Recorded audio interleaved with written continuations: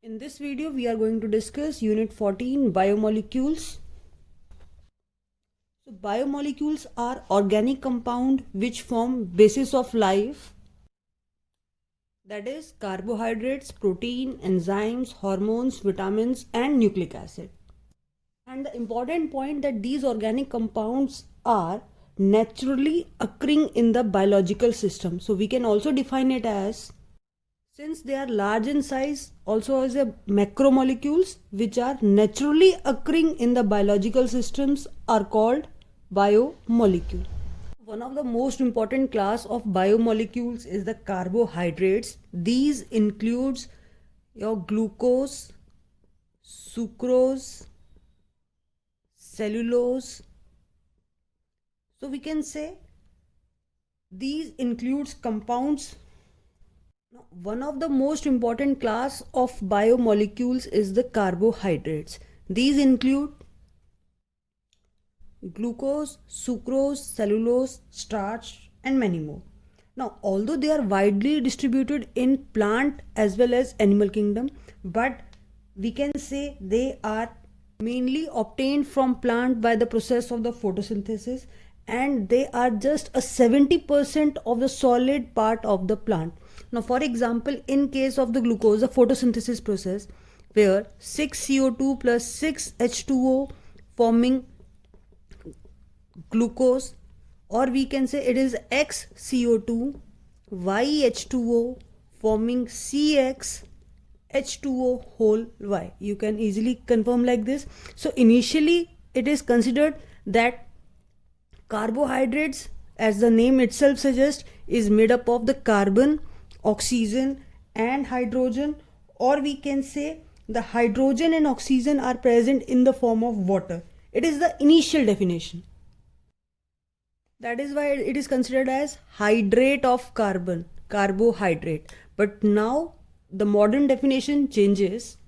So the modern definition, that is optically active polyhydroxyaldehyde or a ketone. What are the carbohydrates? They are optically active polyhydroxy, meaning more number of OH is present, polyhydroxyaldehyde or a ketones, or we can say the substance which give these on hydrolysis, meaning which give optically active polyhydroxyaldehyde or ketone on hydrolysis. Now, for example, glucose, sucrose, cellulose and starch. All these are, we can say, the carbohydrates because they are optically active polyhydroxyaldehyde or ketones. Now, one of the important point is that aldehydic and the ketonic group in carbohydrates are not present as such, but it exists in combination with one of the hydroxyl group in form of hemiacetal, or we can say in case of ketone it is hemiketal. If you remember your aldehyde chapter, where aldehyde reacts with alcohol and form this kind of structure, CH, OH and OR. So this is hemiacetal. So polyhydroxyaldehyde, meaning the aldehyde group is present in form of hemiacetal. So we can say carbohydrates are optically active polyhydroxyaldehyde or a ketone, or the substance which give these on hydrolysis. Carbohydrates are also known as saccharides, and saccharides is obtained from a Greek word saccharon, which means sugar. Now next is the classification of the carbohydrates, and classification is done on the basis of their behavior towards the hydrolysis. So first one is the monosaccharides. These are the simplest carbohydrates which cannot be further broken down, or we can say hydrolysis cannot be performed over them. A simplest carbohydrates which cannot be hydrolyzed, for example, glucose, fructose, ribose. This is an important point. Many of times this question comes in form of MCQ. Glucose is given to you as an option. You have to identify it is a monosaccharides, polysaccharides or oligosaccharides. Second classification is the oligosaccharides. Oligo is again a Greek word which means few. That is the carbohydrates which on hydrolysis give 2 to 10 molecules of monosaccharides is called oligosaccharides. Now depending upon number of units obtained on hydrolysis, that is, for example, if 2 units are obtained as in monosaccharide, then oligosaccharides further known as a disaccharide. If 3 units of monosaccharide obtained, then it is known as a trisaccharides. If 4 units, tetra, and so on. So basically, in case of oligosaccharides, carbohydrates which on hydrolysis give 2 to 10 molecules of monosaccharides, and one of the most important classification of the oligosaccharides is the disaccharides. In that case, we are obtaining only 2 molecules. Now, one of the important examples are sucrose, then we can say maltose and lactose. These are important examples of disaccharides. Now next classification is the polysaccharides. Poly means when large number of molecules of monosaccharides are obtained on hydrolysis. So carbohydrates which upon hydrolysis give very large number of monosaccharides, for example starch and cellulose. For example, starch on hydrolysis give 200 to 1000 units of glucose, we can say. So polysaccharides contain a very large number of monosaccharides. Now, as we know, carbohydrates are the polyhydroxyaldehyde or a ketone. So they also react towards the distinction reagent like Tollens reagent and Fehling reagent, and on the basis of this they are also further classified as reducing sugar and non-reducing sugar. So carbohydrate which reduces the Tollens reagent and Fehling solution are called as a reducing sugars. For example, all monosaccharides and few of the disaccharides in which aldehyde and ketone are present in free in nature. Because in case of disaccharides, 2 monosaccharides units are combined with each other. If they are combining from the reducing sides, then they are considered as a non-reducing sugar. If that group is present free in that saccharides, then they are known as a reducing sugars. Now, what are the non-reducing then? Carbohydrates which do not reduce Tollens reagent and Fehling solution, and the examples are all polysaccharides. For example, starch, cellulose, glycogens, they all are non-reducing sugars. And few of the disaccharides, as I have said, when they are joined from their aldehydic or we can say ketonic centers, then they are considered as a non-reducing sugars. So this is a very important question. Definition is important, examples are important. It can be asked in assertion and reasoning answer form. As we have already discussed, monosaccharides are the simplest carbohydrates which cannot be hydrolyzed, but it can further classified on the basis of what type of a functional group present in it. If it contain aldehyde in it, it is known as a aldose, and if it contain ketone group, then it is known as a ketose. So if a monosaccharide contains 3 carbon, then it is a triose, 4 carbon tetrose, 5 pentose, 6 hexose, 7 heptose. Now depending, it can be an aldehyde or we can say it can be a ketone.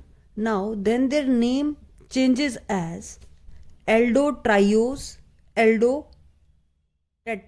aldopentose, aldohexose, aldoheptose. In case of ketone, it is ketotriose, ketotetrose, ketopentose, ketohexose, ketoheptose.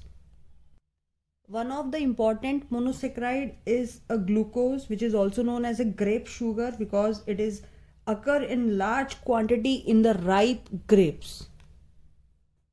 That is why it is also called as a grape sugar. So how it is obtained or prepared? So preparation is from the sucrose or a cane sugar.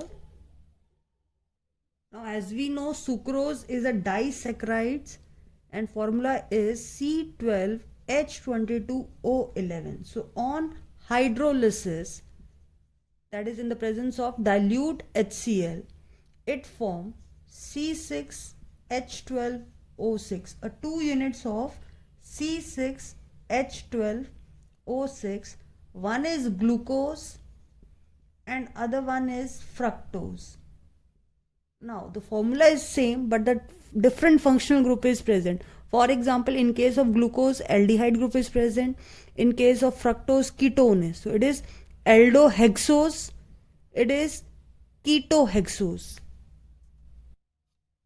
That is, when sucrose is hydrolyzed with dilute HCl or H2SO4 in alcoholic solution, equimolar mixture of glucose and fructose is obtained.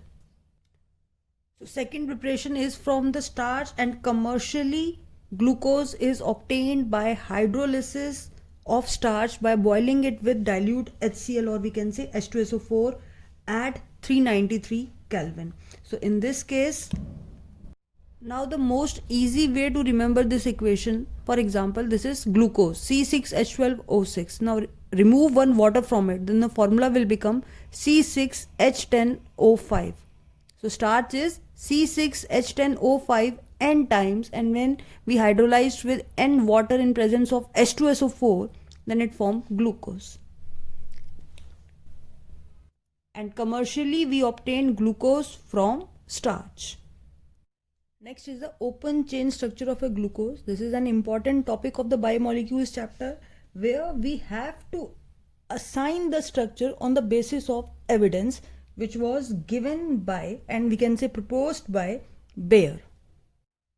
According to him, glucose contains one aldehyde group, one primary alcoholic group, and 4 secondary alcoholic group. Now the structure was assigned on the basis of the following evidence. As the molecular formula of the glucose is C6H12O6, now these 6 carbon are arranged in a straight chain form, or we can say in the branch chain form. So it is concluded from the fact, so the straight chain is concluded from the fact that when glucose is treated with HI, or we can say strong heated with HI and red phosphorus, then it forms N-hexane. From this fact we conclude that all the 6 carbon are arranged in a straight chain. Next step is to show the presence of the carbonyl group, or we can say that carbonyl particular group is an aldehyde group. So glucose, which is C6H12O6, we can represent it in a form of an aldehyde, that is CHO, CHOH, whole 4 CH2. So this is the proposed structure.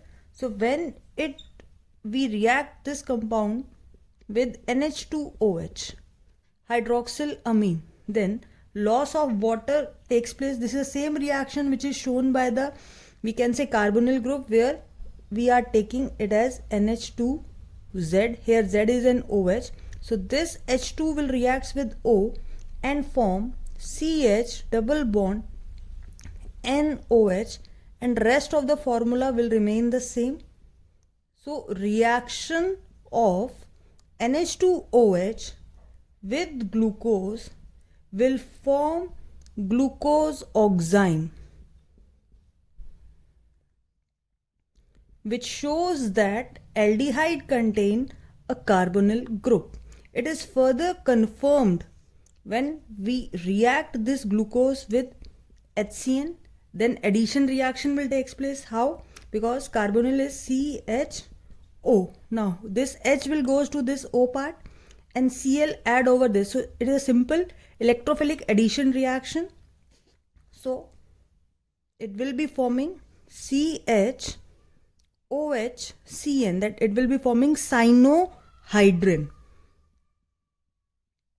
on reaction with HCN. So glucose form glucocyanohydrin when it reacts with HCN, which further confirms that presence of carbonyl group. Now we have to prove that this carbonyl group is the aldehyde one. So now the presence of carbonyl in form of aldehyde is confirmed with reaction with mild oxidizing agent like bromine water. In that case, it forming the gluconic acid. Now what is the formula of gluconic? Name itself suggests that it contains 6 carbon in it. Rest of the formula will remain the same, CHOH whole 4 and CH2OH. So by this, since we are getting the same number of carbon atom on oxidation, meaning the original compound contain the aldehyde in it. If it contain ketone, then we get two products, because there is rule in case of aldehyde that aldehyde give the same number carboxylic acid on oxidation, whereas in case of ketone we get two compounds, or we can say less number of carbon than that of the original one. So in this case, glucose is of 6 carbon and gluconic acid is further of 6 carbon, which suggests that carbonyl group is aldehyde in nature.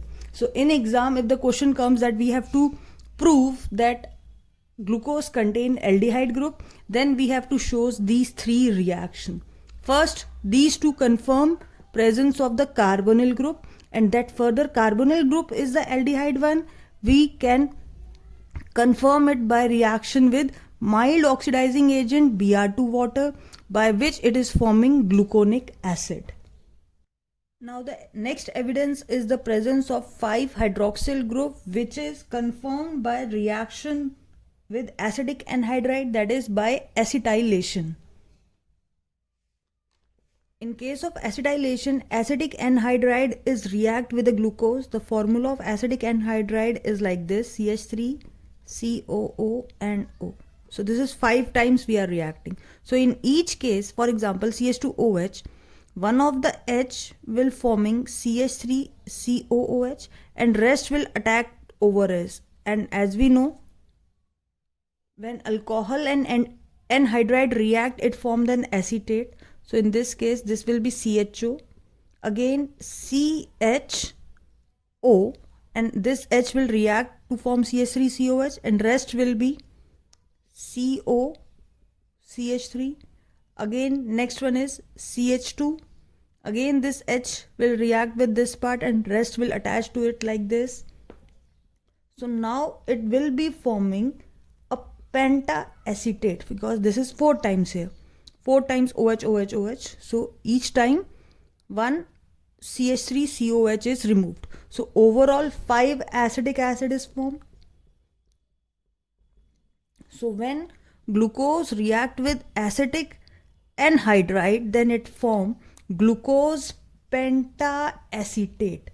Now as it reacts with 5 moles of acidic anhydride, which confirms that it contains 5-hydroxyl group. Now the next evidence is for the, out of those 5-hydroxyl group, how many 1 degree and secondary OH is present. Now this we have already done, which shows the presence of the aldehyde group, that glucose on mild oxidation with bromine water, it forms gluconic acid. Now if we treat it with strong nitric acid, HNO3, that is strong oxidation will take place. Glucose form the saccharic acid, and similarly gluconic acid also on strong oxidation form the saccharic acid, which confirms the presence of one primary alcohol group.